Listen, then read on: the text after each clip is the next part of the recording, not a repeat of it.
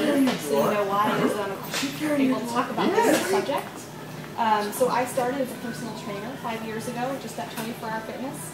Just needed a second job while I was in college. Didn't think anything of it, didn't know it was going to be my career. Fell completely in love with it, got addicted to helping people. And the one thing I found though was that it wasn't helping everybody. You know, people were doing what I said, they were counting their calories, they were working out, they were doing their cardio, and the weight just wasn't budging. Also at that same time, my weight started creeping up, which was very odd for me because I had never had a weight problem before. So as I was asking them to count their calories, and I was counting my calories, we were both gaining weight, and I'm like, what the heck is going on here?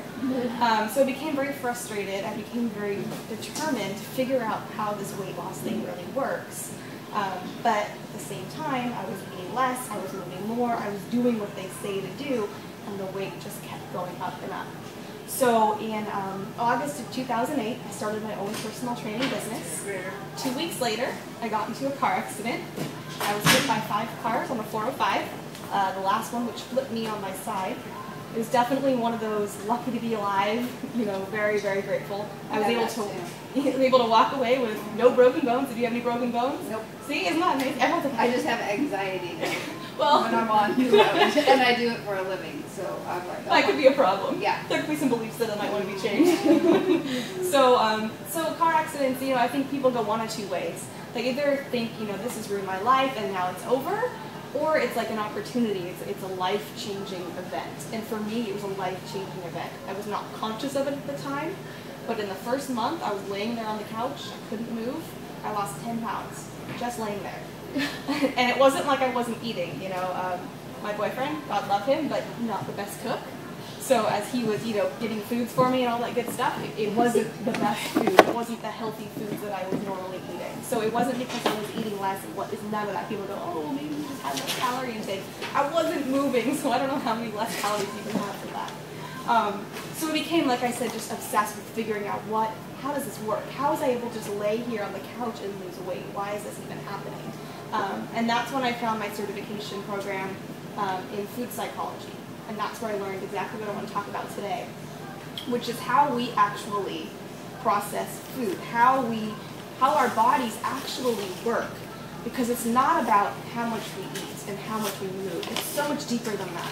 And there's so much that goes on in the eating process, and I feel like there are people out there that say, like, food is just fuel, and like, that kind of sucks, right? I mean, food's just fuel, like, that takes all the pleasure away from it. That makes it so unfun.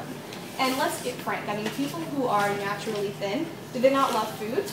I mean, it's not like that's what keeps people thin, is like just because they eat carrot sticks all day. Not at all.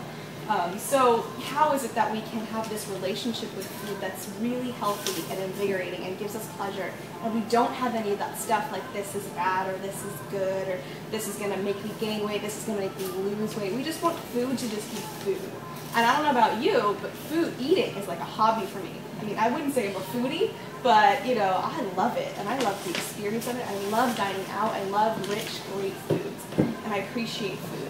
And when I was struggling with my weight, that was not the case. It was like food was like the devil, because it's what caused my body to look the way it did. At least that was my belief system. So, talk a little bit about how we look at food and make sure that you're looking at food in a healthy way that's filling up your body so that you can eat whatever you want. You can go on vacation, you can eat all you want, and you can come back having lost weight. I mean, wouldn't that be fabulous? And it does happen. So, let's just dive right in. The very first step is eating speed. So I always ask people, are you a slow, moderate, or fast eater? Do you mind if we take a poll? Are you guys comfortable with that? It's just a small group. Fast. Fast? Okay. I'd say like fast, moderate. Fast. Fast? Slow. All right, we got a slow person. So we definitely want to eat our food slow. And yeah, and you know, my mom was the slowest eater. I mean, we would be like waiting and waiting and waiting, and she'd still be eating because she was talking so much. But it's actually a really healthy way to eat. Yeah, and I think we all fall into that category sometimes. But here's why it's so important, because I think we all kind of know that eating slow is important consciously. It's like, yeah, obviously it's better than fast. But what actually happens to your digestion when you eat fast is it interrupts it. That's why you get maybe acid reflux. That's why you get a lot of the gas and the pain in the stomach. It's actually because of how quickly you're eating. So when we talk about how eating food affects our digestion, it also talks about metabolism. So if you're eating really fast, your metabolism is not going to be optimum for you. So if you feel like you're one of those people that has a slow metabolism, this could be why. So what I would sort of challenge you to do is just look at the clock before you start your meal, and then look at the clock when you're done with your meal. And just take note. There's no judgment here. It's like, I mean, the first time I did this, I was eating cereal in the morning, and I don't know how slowly you can eat cereal, right, because it gets kind of soggy. But I just wanted to know, right? And it was like literally 3.5 minutes. I'm like, wow, 3.5 minutes to eat cereal. I mean, I just wanted to stretch that out to maybe 6 minutes, right? That's double almost. So just kind of notice it. It's not judgment. It's just, wow, I could actually eat cereal in 6 minutes instead of 3 maybe. Look at your lunches, look at your dinners. And this is the first thing I always have my clients do. I don't care about food logs. I care how fast you're eating and if you're getting some of the other things we're going to talk about. So that's what I have them write down, how long it took them to eat, and then a few things that we're going to talk about. So just sort of challenge yourself to be a slow eater. Just see how it goes. Make it a game. Make it fun. Okay, the next one is relaxed versus stressed eating. Now, I know none of us here eat in the car and at our desks, right? That doesn't happen. Unfortunately, this is a very common thing, especially here in this society. I mean, I had a client who she was originally from Belgium, and she was always like, we take 2 hours to eat. We never do it at our desks. That would be absurd. But now that she's here, she's like, nobody leaves. Everyone just sits at the desk and they eat. And it seems sort of harmless because you're getting work done, but actually it's the same thing. When you're eating under stress, your digestion and your metabolism is once again affected. And this could happen just if you're eating and you're thinking like, oh man, I had that big fight with my spouse earlier. If you're thinking about that while you're eating, you're actually affecting your digestion negatively, and then again your metabolism. So if you had the most stressful day in the world, I totally understand. It totally happens. But while you're eating, just take like 5 deep breaths, start your meal, and just make that time sacred for as long as you can, right? As long as you can stick in that meal time, keep it relaxed. Keep it yourself in the moment. Keep it slow. Introduce breathing between bites. Breathing will do wonder during your meal times. And it's a great way to slow yourself down and create relaxation, because deep breaths trick the body into thinking that it is relaxed, even if you have the most crazy stressful day ever. So breathing is a really great way to automatically help your body to relax. Can I ask you a question? Of course, you can ask questions whenever you like. My problem with why I eat so fast is I love my food piping hot. I don't even want to eat it if it's mildly warm or cold. Okay, yeah, and I've heard this before. So if you're worried that the food's gonna get cold, I would be surprised if anyone actually ate that slow. You'd be surprised. Like if you were, especially if you're sitting by yourself with no one around you, you really can't take that long to eat. You got no one to talk to. There's nothing going on. All you're doing is eating. I'm sure the most it could take by yourself is like 10 minutes, and that would be like stretching it. To me, within a minute or two, it's too cold for me. Okay, well I would just sort of play with it. Introduce the breathing and see if that helps. Because what might happen is once the food gets cold, maybe your body's done anyway. So, as you slow yourself down, you might not even require as much food. Maybe you will, but you can kind of play with it and see. I just keep reheating it like I do. Keep reheating it. That'll definitely slow down the eating process. So if you have takeout like me, just keep putting a top on it. Or that, yeah. There are definitely some tricks, but that's not the first time I've heard that. So I would just focus on the breathing, so at least you're relaxed while you're eating. I blame my mom on this all the time because she always served food where like the steam was coming up in our face. Yeah, I guess you sort of becomes like a comfort, yeah, like a childhood comfort. Absolutely, I would understand that. So just play with the breathing some more. Yeah. Okay, eating rhythm. So we hear a lot about, you gotta eat breakfast, right? It's like if you don't eat breakfast, then you might as well, you're just screwed the rest of the day. And then you hear people talk about how you need to eat 6 small meals per day. That's fine. It didn't work for me. When I did 6 small meals a day, I was gaining weight rapidly. So, I mean, you gotta do what works for you. I mean, I am a 3-meal-a-day kind of girl. I've never been a big snacker. I'm not a grazer. I love big, hearty meals. When I'm hungry, I don't want a snack. I want a meal. And that's what I want every time I'm hungry. So trying to make my body have this rhythm that's not really me isn't gonna work. So you want to look at what kind of eater are you? And whatever it is, it's okay. If you eat 2 meals a day, maybe that's just who you are. If you eat 8 meals a day, maybe that's who you are. So you want to really kind of ignore what society says and turn inward and say, what is my eating rhythm? Also notice if you're one of those people that doesn't eat, like let's say you don't eat breakfast and you don't eat till like 2 o'clock, when we're talking, that's a really, really poor rhythm. Because the body needs that rhythm. It needs that daily, okay, we know we get 3 meals, so we know we're nourished. We're not in feast and famine. We're not being attacked in the jungle. It needs that. And I would have to say, if your eating rhythm is off, most likely your life rhythm is off. And you'll notice these kind of go hand in hand, right? If you're a really fast eater, you probably move really fast in life. If you're a really stressed eater, you're probably a really stressed person. So we can actually take these eating principles and say, how is this showing up in other areas of my life? Because it's never just the food. The food's just one way it's expressing itself. So where are you off in your rhythm? Where does your body need that rhythm? Are you someone that so desperately wants to start your morning with yoga, but it's just not happening? It happens once and then it doesn't happen for 2 months. You know, do you need that rhythm? Because I'm assuming that if it's off in your food, it's off there as well. So just kind of look at that and really question, you know, is my body in this rhythm? Because it really appreciates that, and that's what's going to help with the metabolism once again.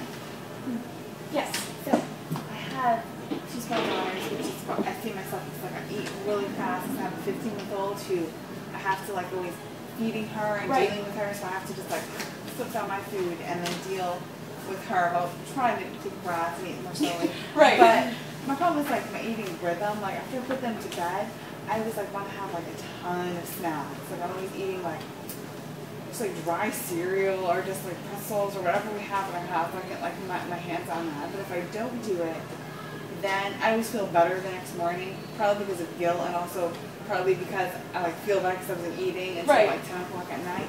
But then how do I stop, like when I don't do it for a few nights, I feel good, and then the next night, like if I don't have snacks, I'm going to have snacks again. Mm-hmm. Like, how would I, like, stop, like, that behavior?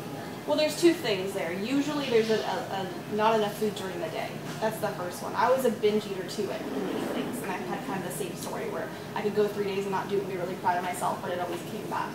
Yeah, I used to keep a journal, I'm like, no snacking, no snacking. And you're really proud, and it's like... And then I'm proud, and then when I'm like, forget it, I'm starving. I don't eat it. Right. And then I eat like a ton. So during the day, you're probably going to want to eat a little bit more. Probably some more substantial meals. Now, I know with kids, it's hard, especially really young kids, so what I always tell my clients is when you actually have the food in your mouth, at least close your eyes and breathe, you know, and be with the food while you're chewing. You know, maybe that's the only moment you get, but it's better than no moment. So I totally understand that the kids, you know, the priority.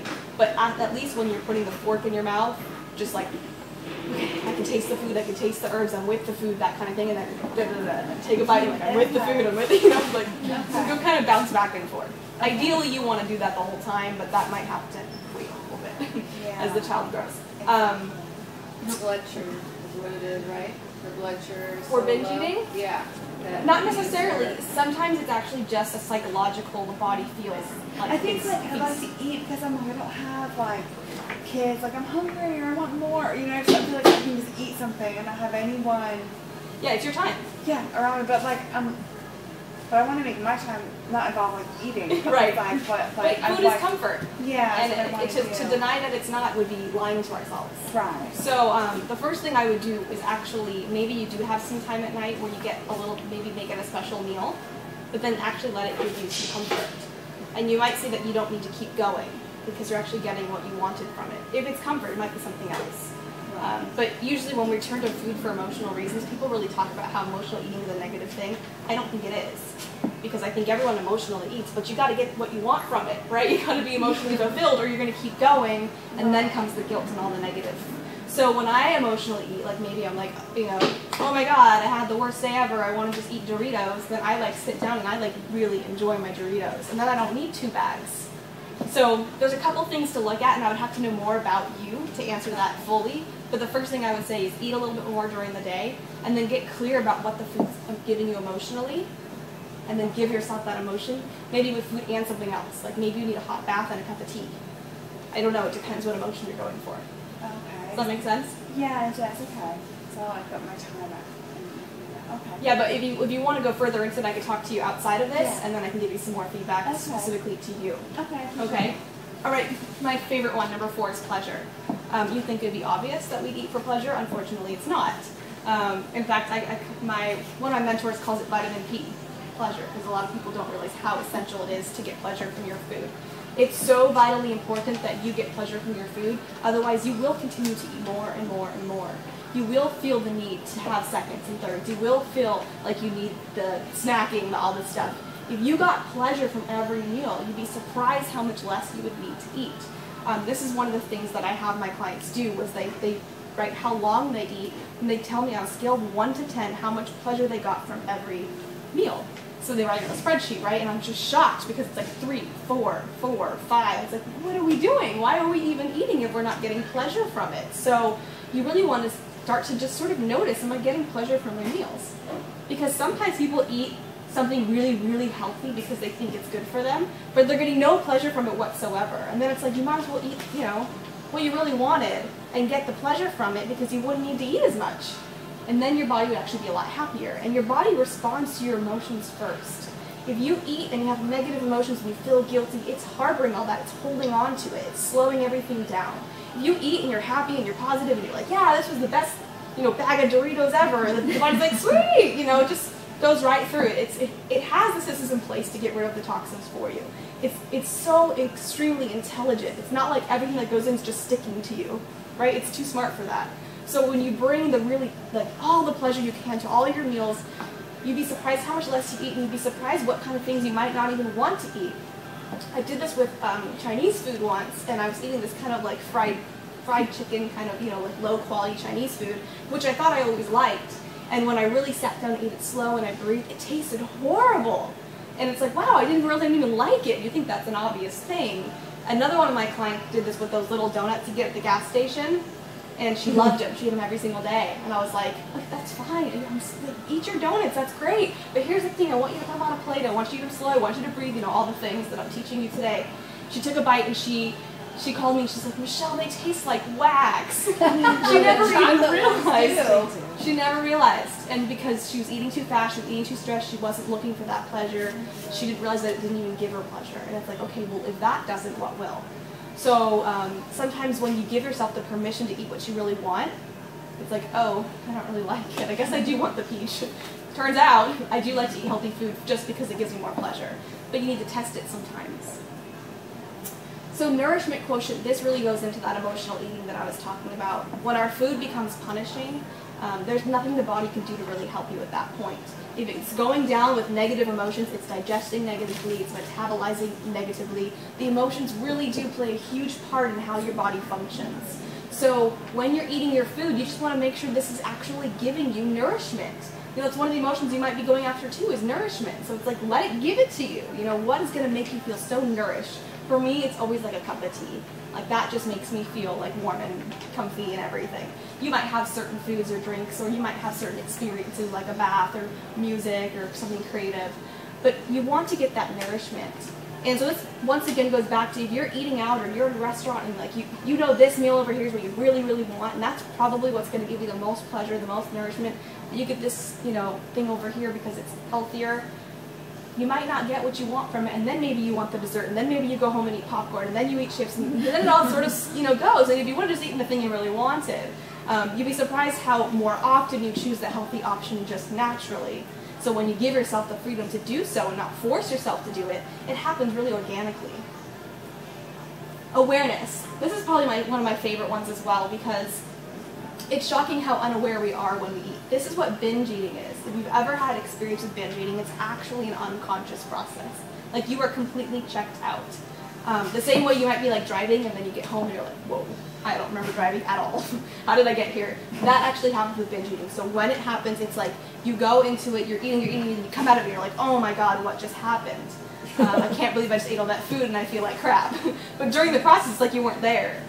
So bringing awareness to something like that, or overeating, binge eating, any of these things, and especially just in your meals in general, but it actually makes it go away. So with something like binge eating, I actually make my clients plan their binge. So like, let's say for you it's every evening. Something you can do is go, okay, tonight at 7 o'clock, I'm going to binge eat. And then it makes it kind of ridiculous. You're like, can't do that. Reverse psychology. It's reverse psychology, exactly. So you get all the foods, like, let's say you get this dry cereal, the crackers, everything. You put it all on the table, light a candle, and make this like full experience. And you're like, I'm gonna binge eat.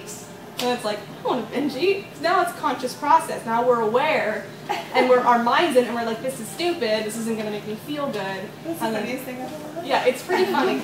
And people get excited at first. They're like, oh my god, this is going to be so much fun. And they're like, I didn't want to do it. I know. That's the way it works.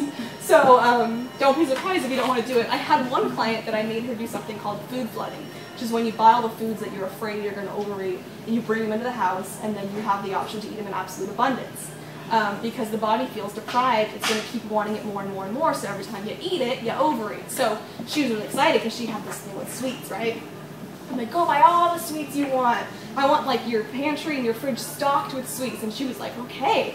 And then we got on our coaching call the week later. She's like, Michelle, I didn't eat that many sweets. I'm sorry. I'm like, you don't have to apologize. But she like didn't feel even the need to eat them. And this is what I had to do with chips, with trail mix, with certain things that I would overeat because I said, oh, if I eat that, I'm never going to stop. Well, if I keep telling myself that, what do you think my brain's going to do every time I see it? It's like, oh my god, dive in because you never get this. Once you have it in your house in absolute abundance, it's like, the mind's like, oh, well, I don't have to overeat it. There's 6 bags in there. I don't have to eat a whole bag of potato chips anymore. And you do that a couple times and then it's trained again, so it won't have that. Sure. Well, I have a problem with feeling full or not feeling full, and it happens in the evening. I often actually eat here at the hot plate, and Dr. Oz says you can eat all the vegetables that you ever want, pile them up, and you won't get fat. So I eat tons of vegetables, and I like them, and sometimes some tofu, and I feel okay. But then, about an hour later, I'm home, or 2 hours later, an hour and a half later, I'm home, and I'm starving. So you probably so I have start a very binging. Yeah, you probably have very fast metabolism.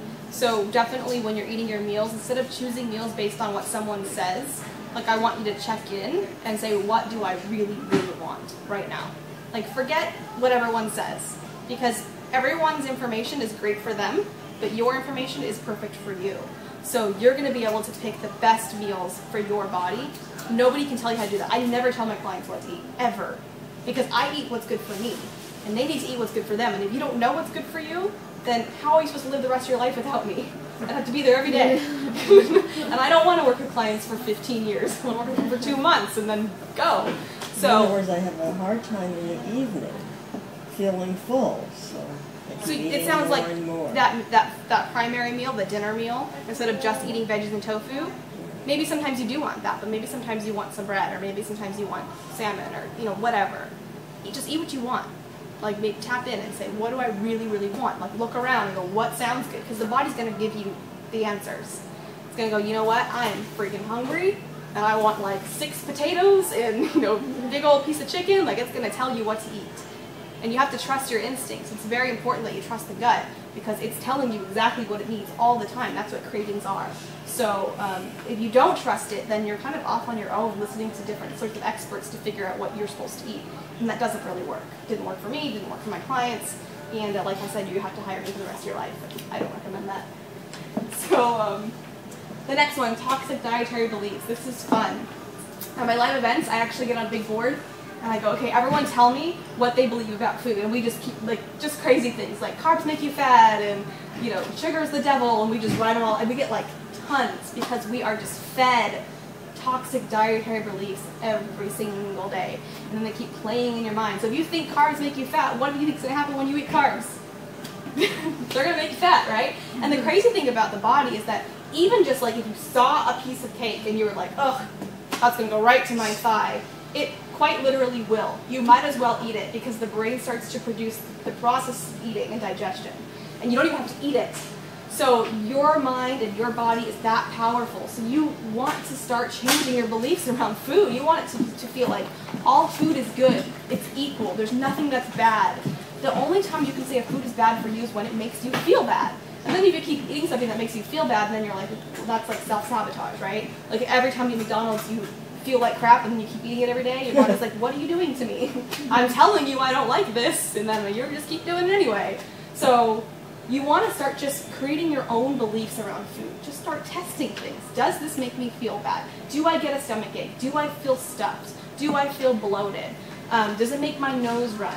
You know, tons of things, right? Food gives you tons of energy, hopefully. Or does every time you eat this certain food, it makes you feel super drained? That's how you know what foods to eat, and that's it. I don't care what everyone says. I don't care if this person says gluten makes them bloated. Are you allergic to gluten? If you're not, it probably doesn't make you bloated. But people tell me, oh, I'm trying this gluten-free diet. Are you allergic to gluten? Well, no. Then why are you doing that, right? There's no reason. So check in with yourself, remove the belief systems you have, and challenge yourself to create your own that are authentic to you. They're nobody else's, they're yours. Like for me, dairy is no bueno. If I eat ice cream, I will be sick every time. It's like my body cannot process the dairy in large amounts. So I know too much cheese, automatically I'm going to be sick. That's the signal it gives me every single time. So would I eat dairy every day? Well, no, because that's just stupid. Then I'm not listening. So we want to listen to our bodies and create our own belief systems, not somebody else's. And kind of that's what we're basing our decisions on, is what everyone says, is what the experts say, is what your neighbor says. And the truth is that nobody is you. Nobody has your genetic body makeup. So you have to do it only based on you. Food quality. So this is the only time I ever talk about eating a certain type of food. But the reason why I think it's important to eat high quality food is because that really shows you that you really care about yourself, right? If you eat low quality food every single day, what do you think that tells the body? It's like, oh, I'm not worth spending time preparing my food. I'm not worth spending money on food. I'm not worth, the high quality food.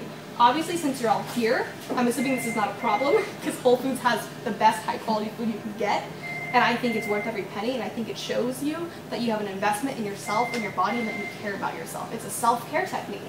And the thing is when you go to something like McDonald's, for example, there are people that work there that don't want to work there. They probably don't like their jobs. They're probably just slapping things together. There's no care. There's no love. What do you think that food really represents, what it gets to you? But then if you go to like a fine dining restaurant where the chef spent all this time and energy creating this masterpiece of a meal, and yeah, it's got butter and yeah, it's got fat and cream, but look at all that love and care and preparation that was put into making it just for you. I mean, that to me is high quality food. When you cook your own food, how much love and care and appreciation are you putting into your own food? That's high quality food. So start really testing yourself to give yourself the highest quality food for your body to show that you really care about it. Macronutrient balance. This kind of goes along with the toxic dietary beliefs in the sense that there are people out there who say, don't eat carbs, or you need more protein, you need less protein, no fat, right? There's all these millions of diets of how many of each to eat. And I say throw them all away and find yours, right? If you eat protein in the morning, does that give you energy? If you don't eat protein, do you feel like you're drained? At meals, if you eat too much carbs, do you feel like you're going to fall asleep? Does it give you more energy? So for you, you'd want to start testing it because your macronutrient balance might be a little off. You might need more fat in your meal to make you feel full. And there are signs to know if you're lacking in one of the macronutrients. So you just want to start paying attention. If you're not eating carbs, you're going to feel really drained, probably moody. Has anyone ever done a carb diet, like no carbs or low carbs? Did you feel it was just lethargic? sluggish, yeah. So me too. I remember I was working with a personal trainer at the time, and I was doing the no carb thing or low carb. And I showed up, and he was like, I was doing step ups, something pretty basic, and I was just like, and he's like, what is wrong with you? And I'm like, I don't know. I can't function today.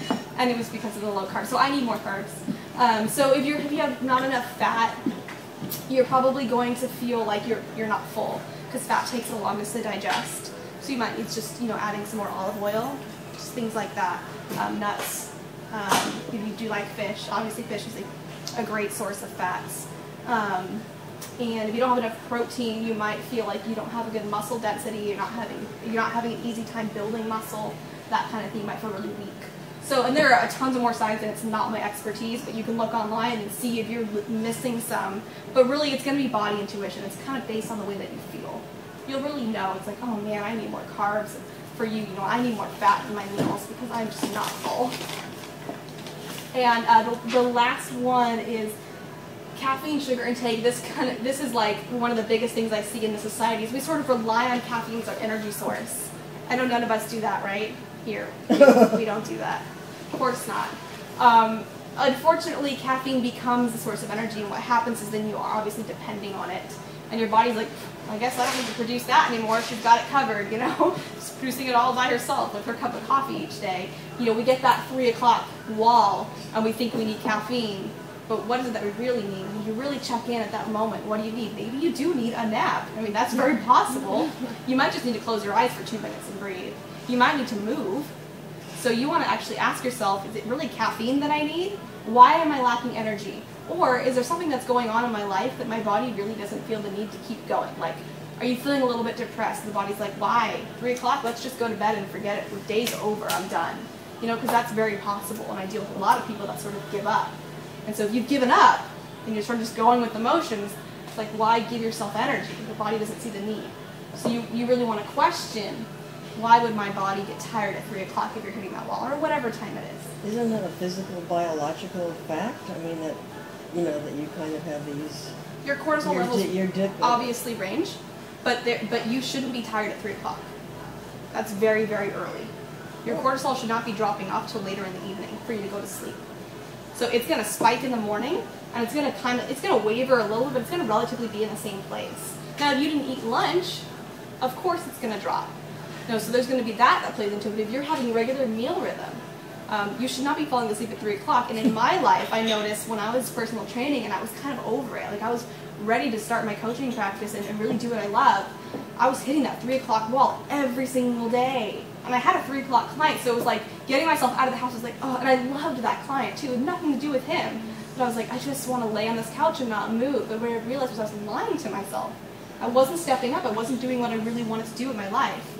And as soon as I quit personal training and started my coaching business, it was like I've never had a 3 o'clock wall since, ever. Sometimes I might need a nap here and then, but it's not the same. It's not that same drop. So you do want to question, you know, am I getting proper sleep? Would be a place to start, of course. If you're getting 2 hours of sleep, what do you think is going to happen? So, and then looking at the caffeine levels. So for me, I cannot do caffeine at all, pretty much, because I don't sleep at night. My body just, I don't know what, it doesn't like caffeine or something, doesn't do anything with it. So I just sort of process it all day and it doesn't go away. So you would, of course, look at those things first. Like, am I sleeping properly? Am I having too much caffeine? Am I getting enough protein, carbs, and fat in my diet? You look at all that stuff first. If all that looks good, then you start looking at the emotional, psychological things going on in your life. Am I really doing what I love? Am I really happy? That kind of thing. Does that make sense? Okay, cool. The other thing that I always throw in there, like I said, I don't tell people what to do, but I make a very strong recommendation not to do artificial sweeteners. You know, it's chemicals, and the body doesn't know what it is. I don't like to be the test for anything, and we're basically the test for these. They have not been around long enough. Obviously, you can get tons of alternatives here at Whole Foods, and I just like plain sugar. I was raised that way. We never did margarine. We just had butter and sugar. I mean, like, that was it. You know, we'd eat it every day, but I would just prefer to have the regular sugar personally. But the diet drinks, they don't help you lose weight if that's what you're doing at all. In fact, they increase your appetite, they increase your cravings for sugar. It's a very negative thing to do if you're doing it for weight loss, but also for health reasons as well.